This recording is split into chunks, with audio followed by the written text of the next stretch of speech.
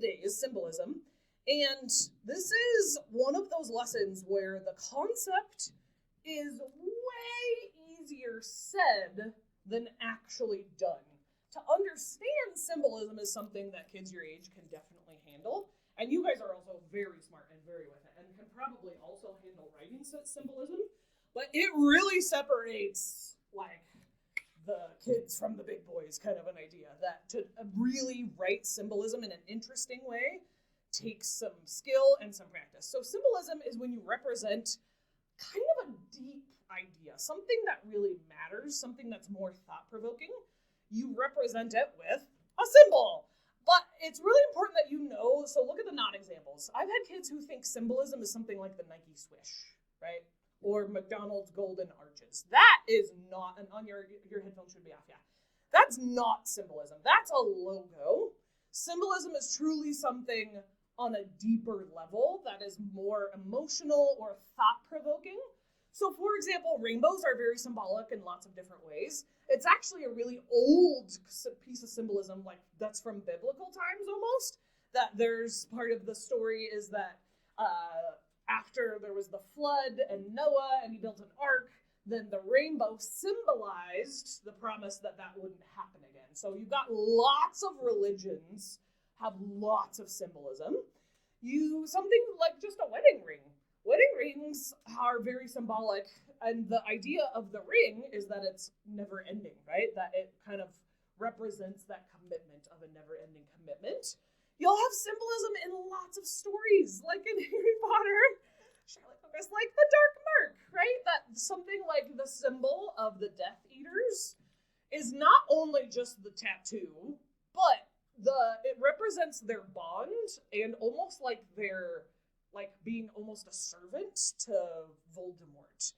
You've got the Mockingjay in Hunger Games. Starts out as something not really that symbolic. It just started out as a gift that her friend gave her. But by the end, the pin and the Mockingjay and that symbol became very symbolic of their deep rebellion against the capital. Because we're the Albion Knights, what might a knight be symbolic of? I think there's lots of things, but you guys tell me, what's one thing that you think a knight could represent on a deeper, more emotional level? Connor, what was your idea? Strength. That's definitely one. What's another one, Sam? Being heroic. Yeah, and I think you could say that it's symbolic of many things. But that's why when you have a school that has, like, a mascot, they usually are meant to represent something in a symbolic way. Bowden, this is for you. Colors are usually very symbolic. So let's think of a couple. Of most colors, you could argue that they have some sort of deeper meaning. So somebody tell me one of the things that red could be symbolic of. Red, if you think a little deeper, could be symbolic of what? Say again. So I don't think that's deep enough. So let's go. You're on the right track, but I think that's almost a little bit too surface level. Symbolism goes much deeper. What do you think? Like being angry at like a person. There you go. It could be anger. It goes, yeah. Okay, what about yellow? Yellow could be symbolic of many things, and some of them have very deep-rooted history. What's one thing, Tegan? It definitely could be happiness or friendship. Yellow can also be other things. What else? Okay, yep. Although I wouldn't say that flowers is deep enough to truly be symbolic. Like, we want it to be representative of those kind of things that matter deep down in our lives. What's another thing? Yeah, yep, stars could definitely be symbolic. What else? Sickness. Yellow can, see how that's interesting? That's such a different feeling for the symbolism. Definitely sickness, yeah. Would a heart be symbolic? Yeah, hearts usually are symbolic. Although I would say that in the grand scheme of symbolism, there's almost like a, oh my gosh, what's the word I'm looking for? Like a scale of symbolism. So on the symbolism that's more like college level symbolism, I don't think that hearts are quite, they're definitely not at that level. Hearts are more like easy symbolism. There's symbolism that goes much deeper than that. So we'll stop right there. But yeah, I think that when you look for it, there's symbolism all over the place. And on something like a multi-genre story, it's really easy to include symbolism because there's so much visual stuff happening in your multi-genre story. Steele. Yeah, we're getting there. It's from one of our videos here. This is an apple, but sometimes an apple isn't just an apple.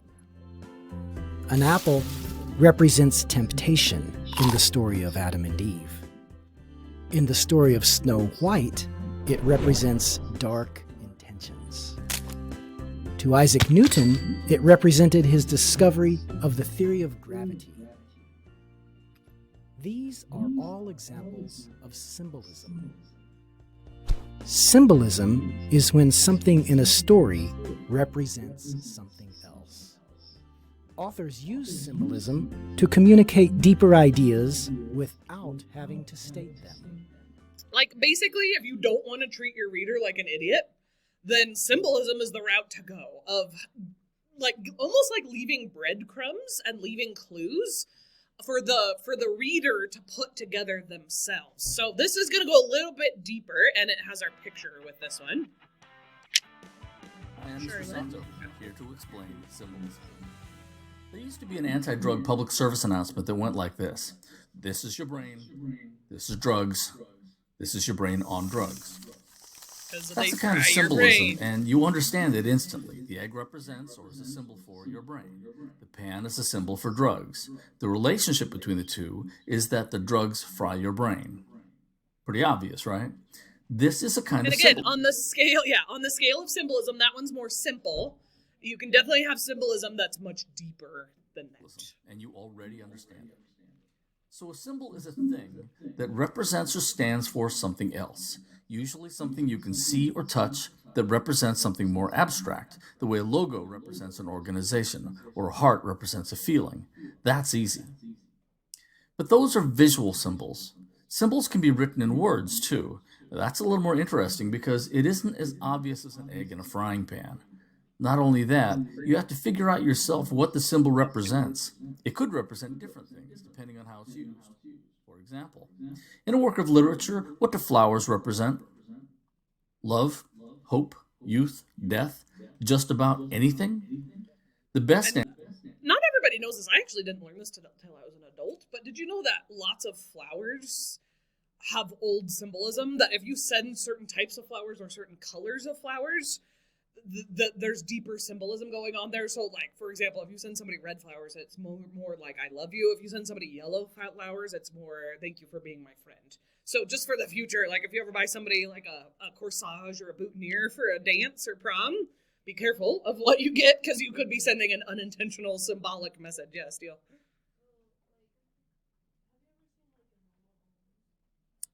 I know of it, but I haven't watched the whole thing. Mm-hmm. Yeah. Yep. Exactly. There's a lot of, and a lot of those are very historical and older. The answer is. Yeah, yin yang can definitely be symbolic. Just about anything, because what a symbol represents depends on what's around it. What's called context. Let's say you're reading a story in which a woman receives flowers from some guy she likes. The two are very much in love, and she's really happy about getting the flowers. The author describes the flowers in such detail that they seem more important than just flowers. The image is made to stand out in some way, and if you're alert, you'll catch that. Later, the author takes time to describe the flowers again. This time, they're wilted or dead. An alert reader might see that the flowers are a symbol for something else, maybe the love between the two people, and that the flower's later wilted condition is a sign, or symbol, that their love has wilted or died as well. Get it? The flowers equal their love. When the flowers die, it means their love has died. We know the flowers mean this because the context of the flowers is the love story. If the context was different, the meaning would be different. So let's end on a funny one, and then we'll be done. But definitely, if you haven't given me an example, think about that. So this is from an older chick flick, but still an oldie and a goodie. This kind of takes that idea of, like, flowers and makes it silly. Okay. Oh, no. Our love fern! It's dead. No, honey, it's just sleeping.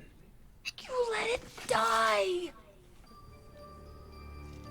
gonna let us die? She's she says, you should think about that. She's being a little over the top on purpose.